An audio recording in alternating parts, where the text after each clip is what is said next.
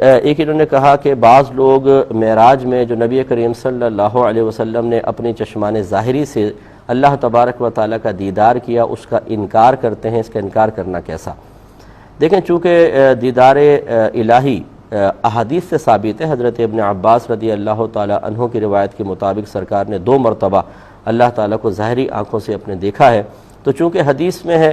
تو اس کا اگر کوئی انکار پرٹیکولر اس حدیث کا انکار کر دیتا ہے تو معاذ اللہ اس کو کافر تو نہیں کہیں گے، اس کو زیادہ زیادہ آپ یہ کہہ سکتے ہیں کہ چونکہ جمہور علماء کا مذہب یہی ہے کہ نبی کریم صلی اللہ علیہ وسلم نے اپنی چشمان ظاہری سے اللہ تعالیٰ کو دیکھا، تو ان کی مخالفت کی وجہ سے یہ تھوڑا سا گمراہ ہے، لیکن اس میں کوئی شدت سختی کرنے کی حاجت نہیں ہے۔ اور یہ جو روایت پیش کرتے ہیں کہ سیدہ عائشہ صدیقہ رضی اللہ تعالیٰ عنہا نے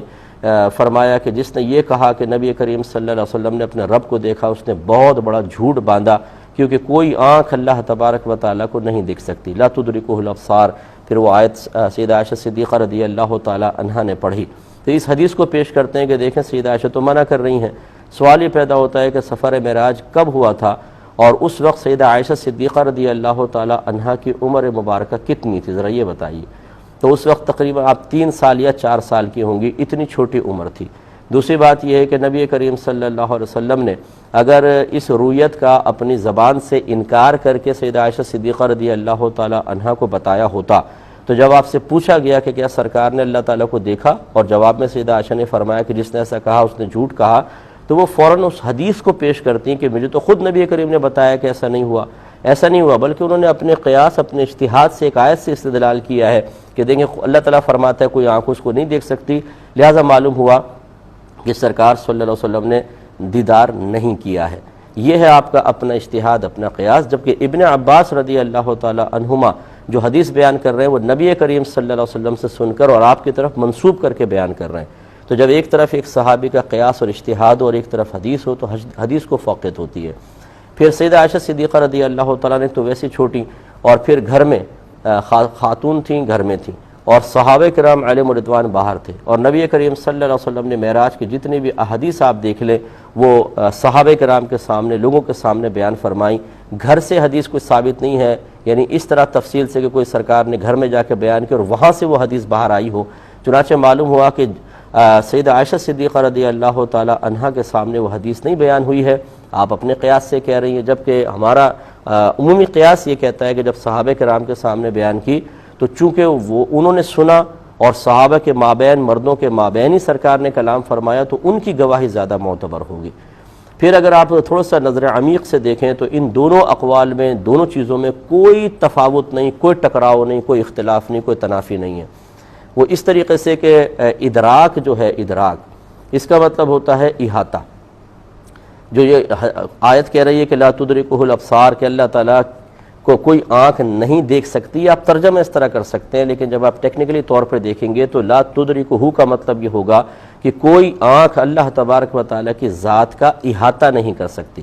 یعنی اس طرح ہم اللہ تعالیٰ کو نہیں دیکھ سکتے کہ اس کی ذات پوری نگاہ کے دائرے میں آ جائے۔ جیسے یہ پین ہے، یہ میری نگاہوں کے دائرے میں پورا نظر آ رہا ہے، آپ کو بھی آ رہا ہوگا، لیکن اگر میں اپنا ہاتھ اپنی آنکھ کے بالکل سامنے کر کے دیکھوں تو ہتھیلی اب بھی نظر آئے گی، لیکن میری آنکھ کی روشنی یا میری آنکھ کی جو بینائی ہے وہ پوری ہتھیلی کا احاطہ نہیں کر رہی، نظر آ رہا ہے لیکن احاطہ نہیں ہے، ایک مختصر حصہ نظر آ رہا ہے۔ تو بس ان دونوں میں کوئی ٹکراؤ نہیں۔ نبی کریم صلی اللہ علیہ وسلم نے جو بیان فرمایا کہ میں نے اللہ تعالیٰ کی زیارت کی، اس سے مراد یہ تھا کہ اس طرح دیدار کیا کہ آنکھ نے احاطہ نہ کیا۔ اور میری والدہ سیدہ عائشہ صدیقہ رضی اللہ تعالیٰ عنہ جس رویت کا انکار کر رہی ہیں وہ رویت ہے کہ جس میں آنکھ اللہ تعالیٰ کی ذات کا احاطہ کر لے۔ تو آپ اندازہ کر لیں کہ رویت کا دونوں جگہ انکار نہیں ہے، اگر ادھر اقرار ہے تو وہ اقرار کے احاطے کے بغیر زیارت، اور سیدہ عائشہ جس دیدار کو منع کر رہی ہیں وہ ہے جو احاطے کے ساتھ ہو، تو لہذا تفاوت کوئی بھی نہیں ہے، دونوں میں تطبیق ممکن ہے۔ ایک انہوں نے فرمایا کہ کوئی پڑوسی ہیں وہ جوئے کا کاروبار کرتے ہیں تو ان کے ساتھ میل جول رکھنا، کھانا پینا، شادی بیاہ میں جانا کیا شرعی حیثیت رکھتا ہے؟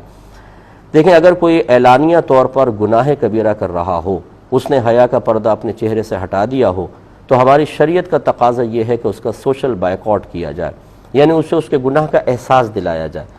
خصوصاً اس طرح کے مسائل میں۔ ویسے تو دیکھیں بے نمازی پن بھی اعلانیہ ہوتا ہے، غیبتیں بھی اعلانیہ طور پر ہو رہی ہیں۔ اب اگر ہم ہر ایک کا سوشل بیک آؤٹ کرنے لگ جائیں تو یقینی سی بات ہے کہ بہت مشکل ہے، یہ گزارا کیسے ہوگا، اپنے گھر میں ہی سوشل بیک آؤٹ شروع ہو جائے گا۔